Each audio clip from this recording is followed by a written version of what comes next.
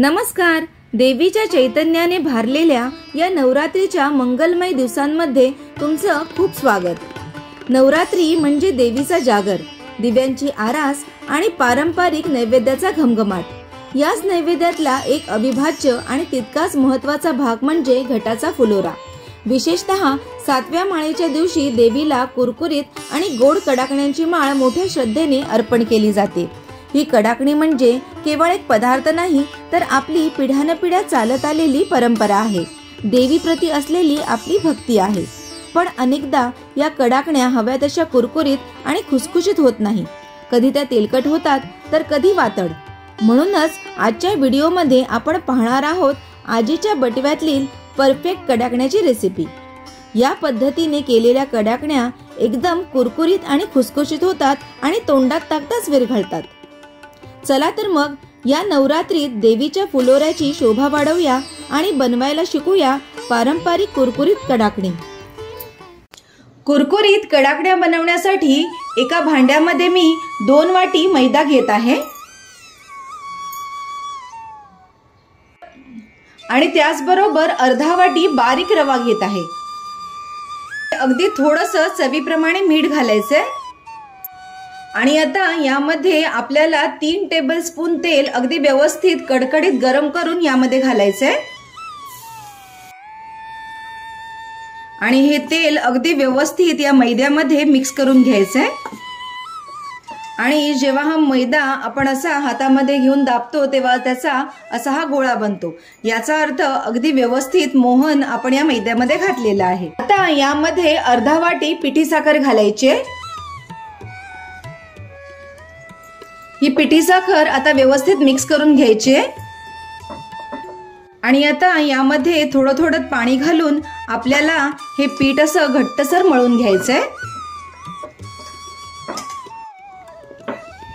आपण पुरीला मळतो ना त्याचप्रमाणेच हे पीठ अगदी घट्ट आपल्याला मळून घ्यायचंय. पहा, अशा पद्धतीने मी अगदी घट्टसर हे पीठ मळून घेतलेलं आहे. आणि आता काय करायचंय, हे पीठ आहे ते आपल्याला 15 ते 20 मिनिटं असं झाकून ठेवायचं आहे. कारण ह्यामध्ये आपण रवा वापरतोय, तो रवा देखील फुलतो. त्याच्यामुळे आता आपण हे झाकून ठेवूया. 20 मिनिटं झालेली आहेत आणि हे जे कडाकण्याचं पीठ आहे हे व्यवस्थित आता मुरलेलं आहे. आता याची आपण पातळ पातळ कडाकण्या लाटायला घेऊया. पिठाचा गोळा मैद्यात घोळवून आपल्याला असा पातळ लाटून घ्यायचा आहे. जेवढा पातळ तुम्ही लाटाल तेवढा आपल्या कडाकण्या ज्या आहेत त्या कुरकुरीत होईल आणि त्या फुगणारही नाहीत. त्यामुळे अगदी पातळ अशी आपल्याला लाटी लाटून घ्यायची. हे पहा, अशी पातळ लाटी मी लाटून घेतलेली आहे आणि आता फोर्कने आपल्याला याच्यावर होल करायचे. हे पहा, फोर्कने असं होल केल्यामुळे काय होईल, कडाकण्या ज्या आहेत त्या अजिबात फुगणार नाहीत. अशा वाटीच्या साह्याने आपल्याला सेम शेपच्या या कडाकण्या अशा कट करून घ्यायच्यात. हे पहा, तुम्ही बघू शकता अशा पद्धतीने एकदम पातळ अशी कडाकणी मी लाटून घेतलेली आहे. आणि आता काय करायचंय, साईडला असं एक याला होल करायचंय. असा होल केल्यामुळे काय होईल, जेव्हा फुलोऱ्यासाठी तुम्ही माळ बनवाल तेव्हा धागा याच्यातून अगदी सहजपणे घालून तुम्ही माळ बनवू शकाल. अशाच पद्धतीने आता मी सर्व कडाकण्या लाटून घेते. हे पहा, अशा पद्धतीने सर्व कडाकण्या मी लाटून घेतलेल्या आहेत. आता यांना तळून घेऊया. कढईमध्ये मी तेल तापत ठेवलेलं आहे. मीडियम टू हाय फ्लेमवर आपल्याला हे तेल गरम करायचंय. तेल आता गरम झालेलं आहे आणि यामध्ये आता एक एक अशी ही कडाकणी आपल्याला सोडायची आहे.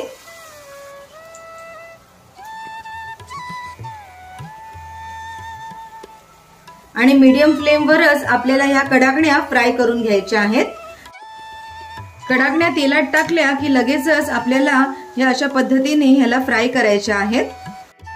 ह्या ज्या कडाकण्या आहेत त्या आपण एकदम पातळ लाटलेल्या आहेत, त्यामुळे जराही फास्ट गॅस करायचा नाहीये, नाहीतर या लगेचच करपून जातील. हे पहा, तुम्ही बघू शकता याला अगदी लाईट गोल्डन म्हणजे असा गुलाबीसर कलर आलेला आहे. आणि आत्ताच या कडाकण्या आपल्याला तेलाच्या बाहेर काढून घ्यायच्या आहेत.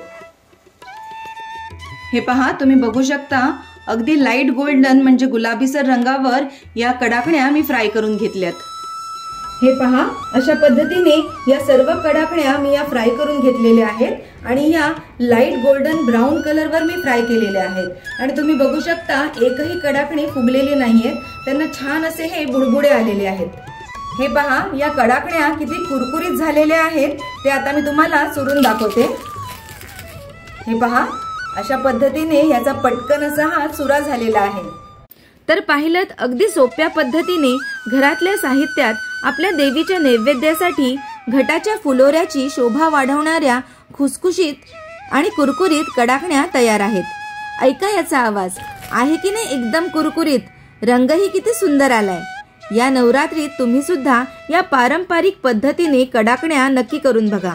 मला खात्री आहे तुमच्या हातच्या या कडाकण्या खाऊन घरातले सर्वजण तुमचं कौतुक केल्याशिवाय राहणार नाहीत।